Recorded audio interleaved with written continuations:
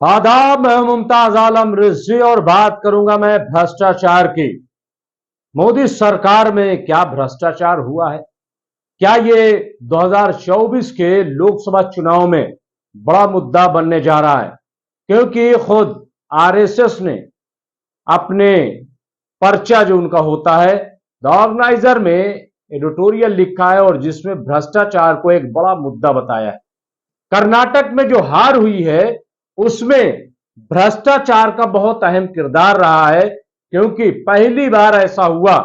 RSS का कहना है कि जब भ्रष्टाचार का बचाव करना पड़ा। सवाल यह है कि बात सिर्फ कर्नाटक की नहीं है, बात मध्य प्रदेश में जो अभी विधानसभा चुनाव होना है वहां पर भी जो घोटालों की एक लंबी लिस्ट है उसका क्या होगा। और फिर बात सूबों की भी नहीं है, बात यह है कि मोदी सरकार में जो भ्रष्टाचार है उसका क्या होगा, उसका बचाव कैसे किया जाएगा। 2019 में भी यह बड़ा मामला उठाया गया था, लेकिन पुलवामा के बाद तमाम ये जो मामलात थे वो पसमंजर में चले गए और जो सर्जिकल स्ट्राइक हुई, एयर स्ट्राइक हुई और ये तमाम चीजें जो है वो सामने आ गई।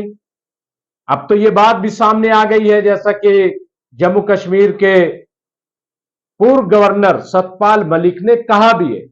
इन तमाम बातों पर मैं रोशनी डालूंगा, लेकिन मैं शुरुआत कर रहा हूं 2014 से लेकर के अब तक के पूरे सफर की, कि कहां कहां मोदी सरकार को भ्रष्टाचार के मामले में चुप रहना पड़ रहा है और कहां कहां बचाव करना पड़ रहा है। पूरी इसकी एक लंबी फेरिस्त है जिस पर मैं बात करने जा रहा हूं, और ये कितना बड़ा मसला बन जाएगी बीजेपी के लिए और इस पर आरएसएस की क्या राय होगी उस पर भी रोशनी डाली जाएगी। आपको याद होगा कि पीएम मोदी ने कहा था कि न खाऊंगा न खाने दूंगा। ये बहुत बड़ा नारा बन गया था, न खाऊंगा न खाने दूंगा। मतलब ये कि न भ्रष्टाचार करूंगा और न भ्रष्टाचार करने दूंगा। लेकिन कर्नाटक में इतना बड़ा भ्रष्टाचार किसके दौर में हो गया? मोदी जी के दौर में। मोदी जी अपोजिशन के खिलाफ तो ईडी और सीबीआई लगाए रखा, लेकिन जहां जहां उनकी हुकूमतें थी, चाहे वो कर्नाटक ही क्यों ना हो, वहां भ्रष्टाचार में सरकार डूब गई। कमीशन खोरी जो है वो मंजरे आम पर आ गई, लेकिन न ईडी पहुंची न सीबीआई। बहरहाल हम ये देखें अगर 2024 में, तो पहली बार यानी 30 साल में एक बार फिर पूर्ण बहुमत की सरकार आई थी, भरपूर सरकार आई थी मोदी जी की। और इसको लेकर के बड़ी खुशी थी। लोग समझ रहे थे कि अब बड़ा बदलाव होने जा रहा है, क्योंकि कई नारे एक साथ आए थे। मैं सिर्फ अभी न खाऊंगा न खाने दूंगा पर बात कर रहा हूं। मैं अभी बात नहीं करूंगा कि अच्छे दिन आने वाले, मैं बात नहीं करूंगा कि अब की बार मोदी सरकार, हर हर मोदी, घर घर मोदी, बहुत हुई महंगाई की मार, अब की बार मोदी। मैं इन तमाम चीजों पर बात नहीं करूंगा, मैं सिर्फ भ्रष्टाचार पर बात करूंगा। लेकिन अभी थोड़े ही दिन गुजरे थे कि आपने देखा कि विजय माल्या का सामने आ गया मामला, पूरा मामला सामने आ गया। फिर आपने देखा कि पीएनबी का घोटाला, जो बहुत बड़ा घोटाला था, वो सामने आया। फिर इसके बाद नोटबंदी, ये भी एक बहुत बड़ा घोटाला है, क्योंकि जो जो वादे नोटबंदी के लिए किए गए थे वो आज तक नजर नहीं आए। लेकिन घोटाला जो है वो कैसे हुआ ये बात अलग है कि उसको अंडर कारपेट कर दिया गया, लेकिन जो रिपोर्टें आ रही हैं उससे ये कि ये भी एक बहुत बड़ा घोटाला है। फिर जीएसटी, आप देखिए कि सरकार जीएसटी जिस तरह से ले आई है, किन किन लोगों को उसका फायदा हुआ, छोटे रोजगार पर कैसे हमला हुआ, कैसे नुकसान पहुंचा। ये तमाम चीजें जो हैं, जो अपोजिशन की पार्टियां, खासतौर से कांग्रेस, उन्होंने इसकी तफसील पेश की है। फिर इसके बाद नीरव मोदी आ गए, फिर इसके बाद मेहुल चोकसी आ गए। ये तमाम अगर इनको आप देखेंगे तो आपको अंदाजा हो जाएगा। और फिर सबसे बड़ा जो घोटाला सामने आया और जो सवाल बन करके खड़ा हो गया मोदी सरकार के सामने, वो था 9 लाख करोड़ का एनपीए। एनपीए का मतलब यह होता है कि अगर आपने लोन दिया है, यानी अगर बैंक ने लोन दिया है, तो अब वो ऐसा लोन हो गया जिसकी वापस होने की कोई उम्मीद नहीं है। यानी उसको यह मान लिया जाता है कि ये बैंक का नुकसान हो गया। 9 लाख करोड़ रुपए का नुकसान। आप समझ लीजिए ये मोदी सरकार में हुआ और ये कैसे हो गया, क्यों एनपीए किया गया, ये एक बड़ा सवाल बन गया। ये किसके खाते में जाएगा? क्या ये अपोजिशन के खाते में जाएगा या जिसकी सरकार है उसके खाते में जाएगा? तो ये 9 लाख करोड़ आप समझिए कि बहुत बड़ी रकम होती है किसी भी देश के लिए, किसी भी कंट्री के लिए, किसी भी सरकार के लिए 9 लाख करोड़ रुपया। फिर आप देखिए कि ये 2019 में एक बहुत बड़ा चैलेंज बनकर खड़ा हुआ। लेकिन जैसा कि मैंने कहा कि पुलवामा आ गया था और पूरा चुनाव पुलवामा पर लड़ा गया। ये आप देख लीजिए, मैं नहीं कह रहा हूं, आप सतपाल मलिक की गुफ्तगू सुन लीजिए, जो माहिरीन है उनकी गुफ्तगू सुन लीजिए। और अब तो सोशल मीडिया पर भी ये बात आई जाने लगी कि 2019 में जो मोदी जी की जीत हुई है वो उनके कारनामों की वजह से नहीं हुई बल्कि पुलवामा की वजह से हुई है। लोगों में गुस्सा था और उन्होंने उन शोहदा के नाम पर वोट दिए कि जिन्हें पुलवामा में दहशतगर्दों ने मार दिया था। हालांकि आज तक जांच नहीं सामने आई, किसी भी कसूरवार को सजा नहीं मिली और इसीलिए अब फिर यह मामला सतपाल मलिक ने उठा दिया है।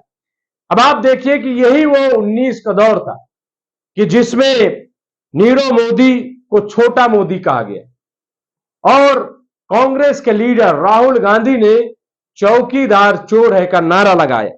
यह एक बहुत बड़ा मसला हो गया था। और फिर आप देखिए कि मालिया का, विजय मालिया का मामला सामने आया।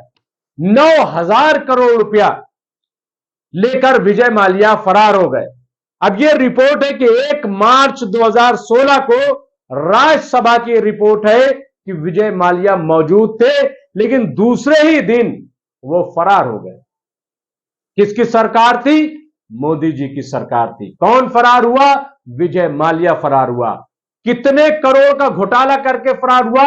9,000 करोड़ का घोटाला। अब ये किसके खाते में जाएगा? अब आप इसको क्या नाम देंगे? ये भ्रष्टाचार है? ये कौन सा चार है? ये आप नाम दीजिए, लेकिन बराह रास्त न सही, लेकिन आप देखिए कि ये सारा कुछ जो है वो मोदी सरकार पे जाकर के रुकता है। फिर और आइए ललित मोदी। सवाल यह है कि ललित मोदी को अब तक क्यों नहीं लाया गया, क्यों उन पर कार्रवाई नहीं हुई? इसके साथ ही हमारे देश के जो गृह मंत्री अमित शाह, उनके बेटे का मामला भी, जय शाह का मामला भी उठा। कांग्रेस ने एक बड़ा इल्जाम लगाया कि आखिर 50,000 से शुरू होने वाली कंपनी अचानक 80 करोड़ की कैसे बन गई? यह 80 करोड़ कहां से आ गए? 16,000 गुना मुनाफा कैसे हो गया? आज तक इसका जवाब नहीं दिया गया। इस पर पूरी तरीके से मोदी सरकार खामोश रही। तो यह भी एक बहुत बड़ा मुद्दा सामने आया है। इसके बाद रोहिणी सिंह के खिलाफ मानहानि का मुकदमा किया गया था। वो मुकदमा जो है अभी चल रहा है, 100 करोड़ का मुकदमा था। फिर आप देखिए कि रेलवे में जो मिनिस्टर थे पीयूष गोयल, इनका भी घोटाला, भ्रष्टाचार सामने आया।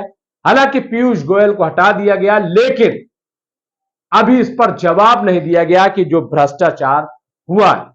अब अगर स्टेट की बात करें, यह भी मामला उठाया गया था 2019 में और अब फिर उठाया जा रहा है। एक लंबी लिस्ट है, व्यापम घोटाला जो मध्य प्रदेश की शिवराज सरकार ने किया।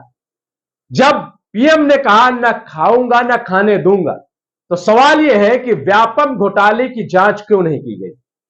और जांच हुई तो अब तक कोई कार्रवाई क्यों नहीं हुई? क्या अगर मध्य प्रदेश में कोई और सरकार होती तो वहां ईडी और सीबीआई और तमाम जांचें नहीं पहुंचती? यह एक सवाल है और मोदी जी खामोश है। अब मैं बात करूं करप्शन परसेप्शन इंडेक्स की। यह बात है 2022 की। इसमें यह बताया गया है कि जब से मोदी सरकार आई है सिर्फ 2 पॉइंट की कमी हुई है भ्रष्टाचार में। यह ऑल ओवर बात हो रही है। और 180 देशों का जायजा लिया गया। इसमें बताया गया है कि 180 में 50वां स्थान है भ्रष्टाचार में भारत का, यानी 85 जो स्थान है वो भारत का है और सिर्फ 2 पॉइंट की कमी आई है। ये रिपोर्ट है। सवाल ये है कि जब ना खाऊंगा ना खाने दूंगा तो ये 2% आया कहां से? ये 2% सिर्फ कम क्यों हुआ? ये इंडेक्स में और बड़ी कमी क्यों नहीं आई? फिर आप देखिए कि सतपाल मलिक ने, जो जम्मू कश्मीर के ही गवर्नर नहीं थे बल्कि इनका एक लंबा इतिहास है। 28 साल की उम्र में सतपाल मलिक जन प्रतिनिधि चुने गए। इसके बाद 2012 में वो भाजपा के उपाध्यक्ष बने। आप देखिए, भाजपा के उपाध्यक्ष बने। 2017 से 2022 तक 4 राज्यों के गवर्नर बने। अब जब ये बात कह रहे हैं भ्रष्टाचार की, तो जाहिर है कि ये कोई मामूली शख्सियत नहीं है बल्कि बड़ी शख्सियत है। और उन्होंने कहा है कि मोदी जी को भ्रष्टाचार से कोई नफरत नहीं है। कैसे इन्होंने इल्जाम लगाया है वो आपने देखा। अब तो जांच भी हो रही है, सीबीआई भी पहुंची है और जानने के लिए कि कहां कितने करोड़ का क्या मामला है। बहरहाल, इसके अलावा उन्होंने पुलवामा का मामला उठाया और सीआरपीएफ के जो जवान शहीद हुए उन पर कहा कि जब मैं बोलना चाहता था तो मुझे चुप कराया गया। इसको किस श्रेणी में रखा जाए, जबकि इसमें काफी गहरा मामला बताया जा रहा है। अब आप आए ये अडानी का मामला। अडानी का मामला पुरजोर तरीके से उठाया जा रहा है। अभी राहुल गांधी ने इसको उठाया है और पूछा है कि आखिर 20,000 करोड़ रुपए कहां से आ गए? क्या इसका कोई जवाब दिया जाएगा? क्या इसका जवाब दिया जा रहा है? फिर अडानी का मामला जो है, आप देखिए कि इंटरनेशनल सतह पर भी अडानी की क्या पोजीशन हो गई। नंबर 2 से कहां पहुंच गए सिर्फ एक जांच के मामले, एक रिपोर्ट के मामले में। लेकिन अभी इस पूरे मामले में मोदी सरकार की तरफ से कोई जवाब नहीं आया, कोई जवाब नहीं आया। आप देखिए, न नीरव मोदी के मामले में जवाब आया, न मेहुल चौकसी के बारे में जवाब आया, न पीएनबी घोटाले के बारे में जवाब आया। और ये तमाम सवाल जो है एक लंबी फेहरिस्त बनी हुई है। तो ये जो भ्रष्टाचार है जिसके बारे में आरएसएस ने कहा कि पहला मौका है कि जब हमें भ्रष्टाचार का बचाव करना पड़ा, तो सवाल यह है कि 2024 में जो लोकसभा का चुनाव होने जा रहा है, क्या उसमें यह बचाव वाली स्थिति नहीं है? क्या यह बचाव नहीं करना पड़ रहा है कि हर चीज में चुप्पी है सरकार की, हर चीज में खामोशी है और एक लंबी फेहरिस्त है। हालांकि अभी पीएम ने कहा कि अपोजिशन चाहे जितना मुत्तहिद हो जाए, चाहे जितना एक हो जाए, लेकिन भ्रष्टाचारियों को हम छोड़ेंगे नहीं। बड़ी अच्छी बात है, लेकिन क्या इस पर अब कोई यकीन करेगा? क्या इस पर कोई भरोसा करेगा? लोग सवाल नहीं करेंगे कि आपने कर्नाटक में क्या किया? आखिर क्यों आप भ्रष्टाचारियों का बचाव करते रहे? क्या कोई सवाल नहीं करेगा कि मध्य प्रदेश में आप शिवराज सिंह की चौहान की सरकार का बचाव आप क्यों कर रहे हैं? वहां बड़े बड़े घोटाले सामने आ गए लेकिन आप खामोश हैं। क्या यह सवाल नहीं किया जाएगा? क्या यह सवाल आपसे नहीं किया जाएगा कि आप विपक्ष के बारे में तो कहते हैं लेकिन आप अडानी पर जवाब क्यों नहीं देते? क्यों अडानी की जांच नहीं हुई? क्या आप नीरव मोदी के बारे में जवाब देंगे? क्या मेहुल चौकसी के बारे में जवाब देंगे? क्या सतपाल मलिक ने जो सवाल उठाए उसका जवाब देंगे? क्या ये लोग समझ नहीं रहे, लोग देख नहीं रहे? और फिर आरएसएस ने द ऑर्गेनाइजर में तो इधर यही लिख दिया। तो सवाल यह है कि अब कैसे इनकी बात पर यकीन किया जाए? एक लंबी फेहरिस्त है और यह नारा भी कहीं गायब हो गया है, ना खाऊंगा ना खाने दूंगा। चलिए मान लेते हैं कि आपने कुछ नहीं खाया, आप भूखे ही रहे, लेकिन सवाल यह है कि जिन लोगों ने खाया उनके खिलाफ क्या कार्रवाई हुई? यह एक बड़ा सवाल मैं समझता हूं 2024 में बनेगा। बहुत बहुत शुक्रिया।